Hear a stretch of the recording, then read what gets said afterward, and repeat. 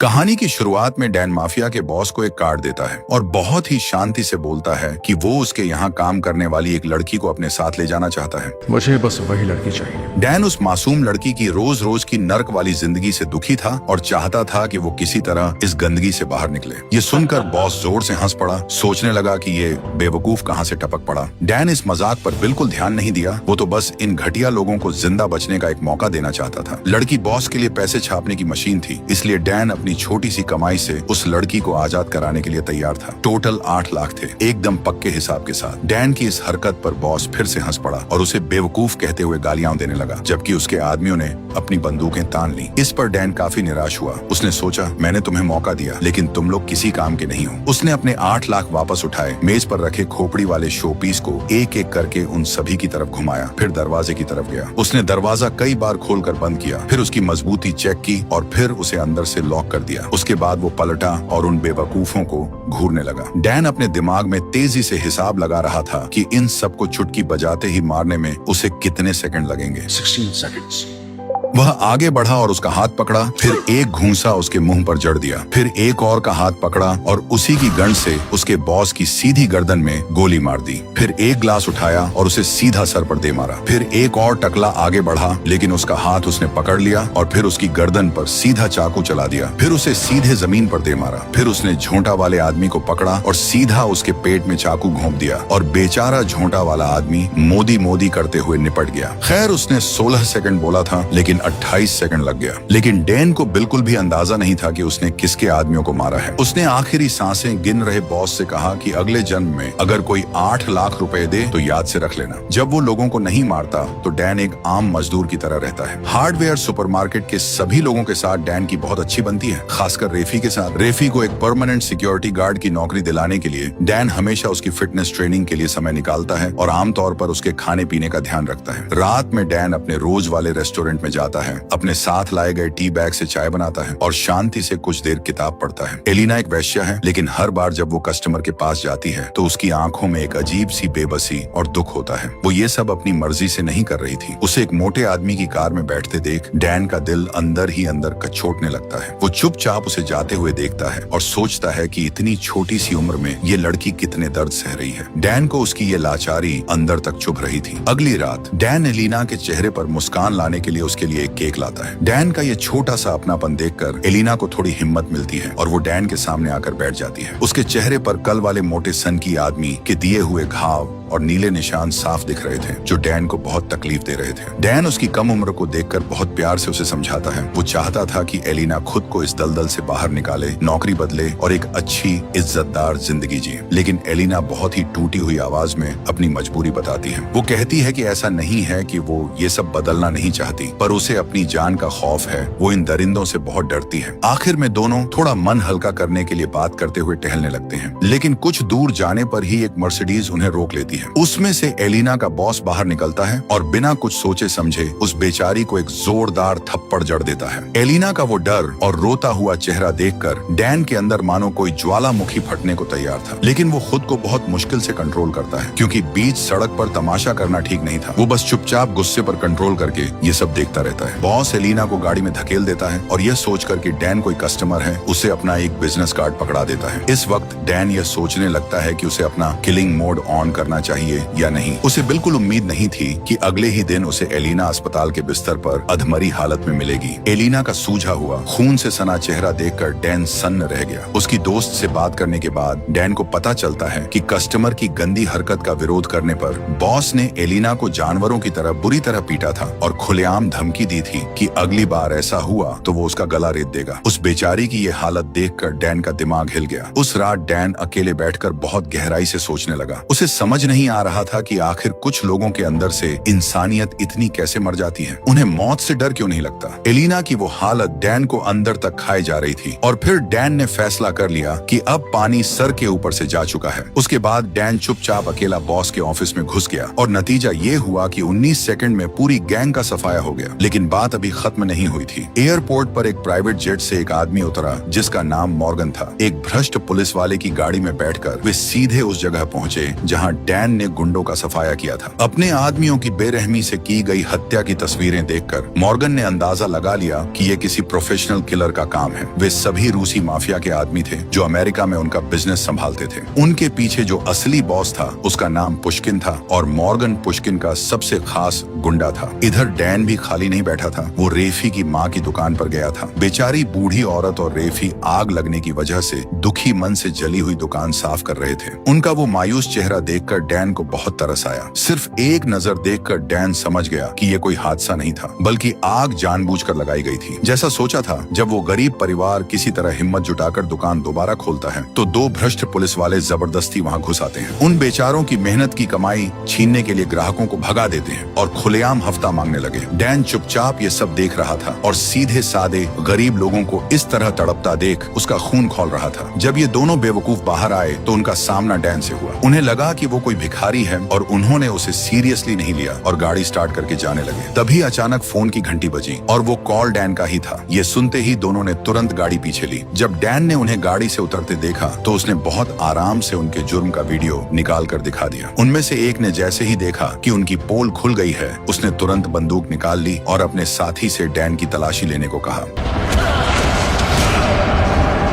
सिर्फ 3 सेकंड में डैन ने पलटवार करके उन्हें जमीन पर सुला दिया। उनकी बंदूक से गोलियां निकालकर डैन बिना पीछे मुड़े वहां से चला गया। अगले दिन उन दोनों घूसखोर पुलिस वालों ने रेफी की मां को पैसे लौटा दिए। ये पैसे उसके लिए कई महीनों का खर्चा थे। पुलिस वालों की टेंशन खत्म करने के बाद रेफी वापस काम पर लौट आया और डैन की मदद से आखिरकार उसे परमानेंट सिक्योरिटी गार्ड की नौकरी मिल गई। इधर मॉर्गन को छानबीन से पता चला कि उसके आदमियों को उसके किसी भी दुश्मन ने नहीं मारा। अगले दिन मॉर्गन एलिना की दोस्त के घर गया। अब एलिना गायब थी, इसलिए वो उसकी दोस्त से कुछ जानकारी उगलवाना चाहता था। पहले से ही डरी हुई दोस्त ने बताया कि उस दिन अस्पताल में किसी आदमी ने उससे कुछ पूछताछ की थी। अपने काम की जानकारी मिलने के बाद मॉर्गन ने उस औरत को एक गिलास पानी दिया ताकि उसका गला तर हो सके और फिर पीछे जाकर सबसे आसान तरीके से उस औरत की जान ले ली। इस सबसे बेखबर डैन अभी भी अपनी फैक्ट्री में काम में लगा था। उसे उम्मीद नहीं थी कि जब वो कैश काउंटर के पास आएगा तो एक लौंडा हाथ में बंदूक लिया लूटपाट कर रहा होगा। जेनी बहुत डरी हुई थी। उस बेचारी जेनी को बचाने के लिए डैन ने बिना कोई शोर मचाए चुपचाप उसे पैसे दे दिए। लेकिन पैसे लेने के बाद भी उस गुंडे का लालच खत्म नहीं हुआ। उसने जेनी से उसकी सबसे प्यारी अंगूठी उतारने को कहा। जेनी वो अंगूठी देना नहीं चाहती थी। उसके चेहरे पर डर और दुख दोनों थे। इस हद पार करने वाली बात को सुनकर डैन को बहुत तेज गुस्सा आया। वो चाहता तो उसे वहीं ढेर कर देता, लेकिन दरवाजे पर एक मासूम बच्चे को आते देख डैन ने उस वक्त मार पिटाई करना ठीक नहीं समझा। वो नहीं चाहता था कि किसी बच्चे के सामने खून खराबा हो और उसके दिल में कोई डर बैठे, इसलिए उसने खुद को शांत रखा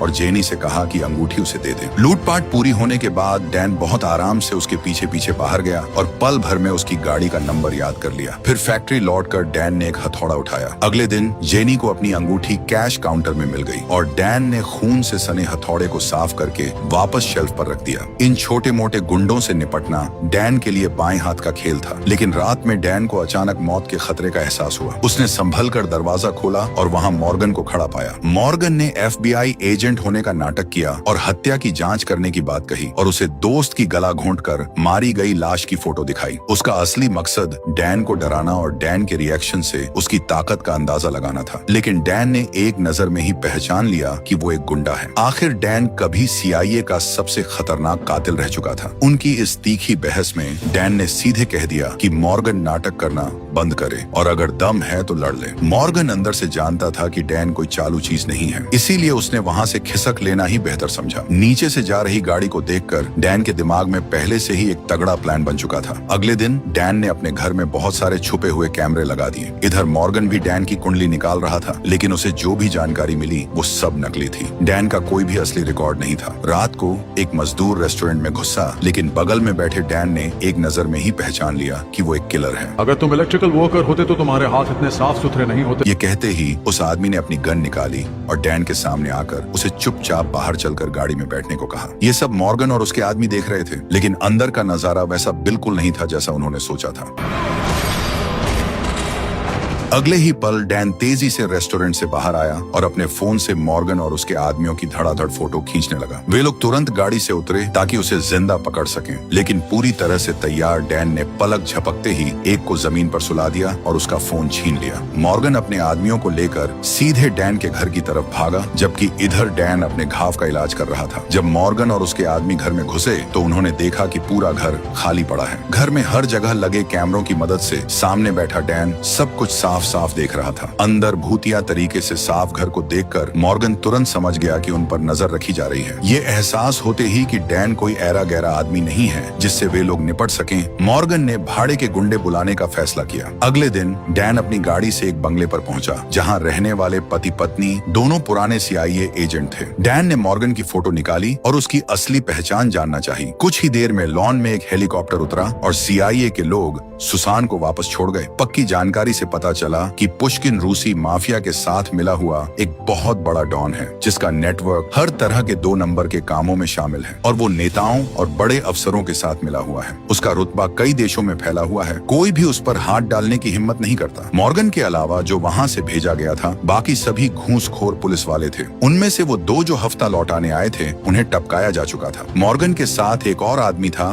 जिसका नाम मास्टर था, जो हमेशा उसकी परछाई बनकर रहता था। दुश्मन की पूरी कुंडली जानने के बाद डैन बाहर बैठकर शांति के कुछ पलों का मजा ले रहा था। सुसान बहुत हैरान थी। उसे समझ नहीं आ रहा था कि डैन, जो अब अपनी पुरानी खौफनाक जिंदगी पीछे छोड़कर एक आम इंसान की तरह जी रहा था, वो महज एक अनजान लड़की के लिए एक पूरे माफिया से पंगा लेने का इतना बड़ा रिस्क क्यों ले रहा है। सुसान के इस सवाल पर डैन की आंखों में एक अजीब सी सच्चाई और दर्द था। उसने बस इतना कहा कि उन बेकसूर लोगों का दर्द उससे देखा नहीं जाता। अगर ताकतवर लोग कमजोरों को ऐसे ही कुचलते रहेंगे तो समाज से इस कचरे को साफ करने के लिए किसी न किसी को तो आगे आना ही पड़ेगा। वो यहाँ मदद मांगने नहीं आया था, इजाजत मांगने आया था। जल्द ही घर पर मास्टर ने अचानक अपनी गाड़ी का अलार्म बजते सुना। वो अपनी बंदूक लेकर बहुत बचते बचाते गैराज में घुसा और जब उसने नीचे देखा तो गाड़ी के अंदर एक पाइप लगा हुआ था। तभी डैन पीछे से आया और सीधा एक घूंसा उसके पेट में जड़ दिया, फिर एक घूंसा उसके मुंह पर मारा और सीधे उसे कार में बैठा दिया। इसके बाद उसे कार के साथ बांध दिया और फिर कार का शीशा ऊपर कर दिया। उसके जुगाड़ से इस पावरफुल स्पोर्ट्स कार का सारा धुआं कार के अंदर ही भर रहा था। बिना कुछ कर पाने की हालत में मास्टर गालियां बकने के अलावा कुछ नहीं उखाड़ सका। डैन उसे मारना नहीं चाहता था, उसने बस थोड़ी देर उसके साथ मजे लिए और उसके दिमाग का दही कर दिया। उसके तुरंत बाद मास्टर की मदद से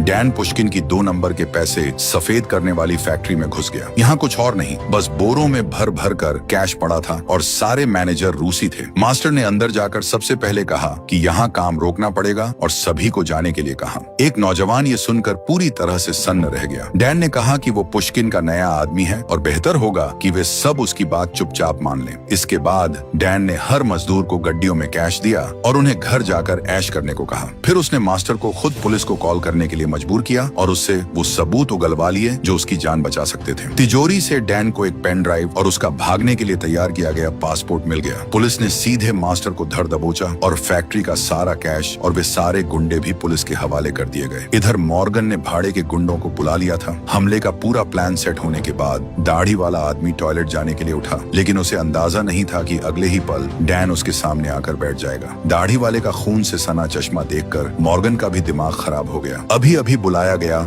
ये आदमी काम शुरू करने से पहले ही टपक गया था। डैन का मतलब बहुत साफ था, वो आसानी से हाथ नहीं उठाता, लेकिन जब वो उठता है तो मौत के अलावा कोई दूसरा रास्ता नहीं बचता। इसलिए अब अगर मॉर्गन हार मान ले और वादा करे कि वो कोई लफड़ा नहीं करेगा तो डैन उसे जिंदा छोड़ने के लिए तैयार था। इस बेइज्जती वाली बात को सुनकर मॉर्गन ने दांत पीसते हुए कहा कि देख लेंगे। ये सुनकर डैन ने बिना कोई बकवास किए चश्मा वहीं फेंका और निकल लिया। वापस आकर पेन ड्राइव की मदद से डैन ने पुष्किन के सारे काले चिट्ठे देखे जिनमें शामिल रकम देखकर किसी के भी होश उड़ जाए। डैन ने तुरंत FBI को एक बिना नाम बताए कॉल घुमाया और सारे सबूत ईमेल कर दिए। ये देखकर कि पुष्किन रिफाइनरी का भी बिजनेस चलाता है, डैन के खुराफाती दिमाग में एक और आइडिया आया। फिर आधी रात को बंदरगाह पर डैन ने अपनी ताकत से ये साबित कर दिया कि असली मर्द किसे कहते हैं, जो कभी पीछे मुड़कर नहीं देखता। इधर अपनी टीम फिर से खड़ी करने वाले मॉर्गन को पुष्किन से बहुत भयंकर गालियां खानी पड़ी। इतना समय बीत जाने के बाद भी कोई काम नहीं हुआ था, बल्कि उल्टे दुश्मन ने उन्हें कुत्तों की तरह धोया था। फोन काटने के बाद मॉर्गन ने कुछ गंदी चाल चलने का सोचा। उसने रेप्फी और उसके साथियों को मोहरा बनाने का प्लान बनाया। बंदरगाह पहुंचते ही मॉर्गन ने सीधे डैन को फोन खड़काया और कहा कि अब उसे जान के बदले जान देनी होगी। इसके तुरंत बाद उसे रेफी का भी कॉल आया, जिसने बताया कि 2 भाड़े के गुंडों ने फैक्ट्री में उन्हें बंधक बना लिया और अगर 30 मिनट के अंदर डैन बंदरगाह नहीं पहुंचा तो रेफी और उसके साथियों को टपका दिया जाएगा। मॉर्गन का प्लान था कि डैन के आते ही उसे गोली मार दी जाए। अपने हाथ में डैन की लोकेशन को पास आते देख स्नाइपर पूरी तरह पोजीशन लेकर तैयार हो गया, लेकिन स्कोप में दिखने वाली बस एकदम खाली थी। ये देखकर मॉर्गन और उसके आदमी पल भर के लिए सुन्न रह गए। उन्हें उम्मीद नहीं थी कि गाड़ी में सिर्फ कॉल फॉरवर्डिंग पर लगा एक फोन पड़ा होगा और इधर फैक्ट्री में अचानक से म्यूजिक बजने लगा। कुछ लोचा महसूस होते ही एक गुंडा रेफी को लेकर बाहर आया और उसे ब्रॉडकास्टिंग रूम का रास्ता दिखाने को कहा। अंदर जाकर माइक बंद करने के बाद उस गुंडे ने एक खौफनाक नजारा देखा। पलक झपकते ही वो गुंडा एक लाश में बदल गया। इसके तुरंत बाद दूसरे गुंडे ने मदद की रुक रुक कर आती आवाज सुनी। वो बहुत संभल कर अपनी बंदूक ताने बाहर देखने आया तो रास्ते में उसे नाटक करता हुआ रेफी मिल गया। इस बीच बेवकूफ बना मॉर्गन अपने आदमियों के साथ अंदर घुस चुका था, लेकिन डैन के लिए ये बस एक मर्डर गेम था। जब कातिल उसे चारों तरफ पागलों की तरह ढूंढ रहे थे तो पूरी फैक्ट्री की बत्तियां बुझ गईं और दरवाजे कसकर लॉक हो गए। चूंकि वे अंदर आ गए थे तो अब बाहर जाने का कोई सवाल ही नहीं पैदा होता। डैन ने जमीन पर एक जगह कुछ कबाड़ बिखेर दिया और फिर शिकार के खुद चलकर आने का इंतजार करने लगा। डैन यमराज की तरह अपने सामने शिकार की सांसें उखड़ते हुए देख रहा था और उसकी आंखों में जरा भी रहम नहीं था। जल्दी ही अगले शिकार ने ऊपर से टपकते खून को देखा और जब उसने ऊपर मुंडी घुमाई तो उसका साथी मारा जा चुका था। इससे पहले कि वो कोई रिएक्शन देता, एक लंबी तलवार ने पल भर में उसका गला चीर दिया। उसकी मौत बहुत ही खौफनाक थी और जब डैन लाश को ठिकाने लगा रहा था, मॉर्गन छिपकर आया और उसने डैन को गोली मार दी। मॉर्गन उसकी कमजोरी का फायदा उठाकर उसकी जान लेना चाहता था, लेकिन चारों तरफ छान मारने के बाद भी उसे डैन कहीं नहीं दिखा। फैक्ट्री के छप्पे छप्पे से वाकिफ डैन शेल्फ में छिपा बैठा था। उसने लोहे के एक टुकड़े को गर्म किया और बिना कोई दर्द दिखाए उसे अपनी गोली लगी जगह पर चिपका दिया। इसके बाद 2 गुंडों ने रास्ते में एक जाल देखा। उनमें से एक ने कहा कि हम रास्ता बदल कर चलते हैं, लेकिन उसे अंदाजा नहीं था कि पीछे हटते समय उसका सिर एक इलेक्ट्रिक ड्रिल मशीन से जा टकराएगा। मोटर के घूमने की आवाज के साथ ही इस भाई के सिर के पिछले हिस्से में एक बड़ा सा छेद हो गया। एक एक करके सबको टपकाने की चाल का इस्तेमाल करते हुए डैन का अगला शिकार दुश्मन का सबसे तगड़ा पहलवान था। आहट सुनते ही इस पहलवान ने आते ही अंधाधुंध गोलियों की बारिश कर दी, लेकिन इससे पहले कि वो अपनी मैगजीन बदल पाता, डैन ने उसके कंधे में एक कांच घुसा दिया। लेकिन ये आदमी बहुत ही हट्टा कट्टा था। डैन के कई बार वार करने के बाद भी वो जमीन पर गिरने का नाम नहीं ले रहा था। कुछ देर हाथापाई के बाद डैन उल्टा उसकी पकड़ में आ गया और दोनों जमीन पर उलझ गए। तभी दोनों की नजर पास पड़ी एक तेज धार वाली चीज पर पड़ी, लेकिन अफसोस डैन ज्यादा फुर्तीला निकला। दर्दनाक चीखों के बीच उस पहलवान की जिंदगी हमेशा के लिए खत्म हो गई। इस लड़ाई के बाद डैन भी काफी थक कर चूर हो चुका था। जिस दौरान मॉर्गन वहां पहुंच रहा था, तभी अचानक रेफी वहां आ गया। डैन को वहां से हटाते समय रेफी की जांघ में बदकिस्मती से गोली लग गई। अंधाधुंध फायरिंग से बचते हुए वे दोनों रैक के पास छिप गए। घाव जानलेवा नहीं है ये देखकर डैन ने रेफी से कहा कि वो जाकर मेन स्विच चालू कर दे, बाकी सब वो खुद संभाल लेगा। घायल रेफी लड़खड़ाते हुए भागने लगा, जबकि पीछे से मॉर्गन धीरे धीरे गोली चलाते हुए उसका पीछा करने लगा। दूसरा आदमी डैन के पीछे लग गया। जमीन पर खून के निशानों का पीछा करते हुए वो एक मीटिंग रूम में गया, लेकिन वो कमरा बिल्कुल खाली पड़ा था। इधर रेफी बड़ी मुश्किल से बिजली वाले बोर्ड तक पहुंचा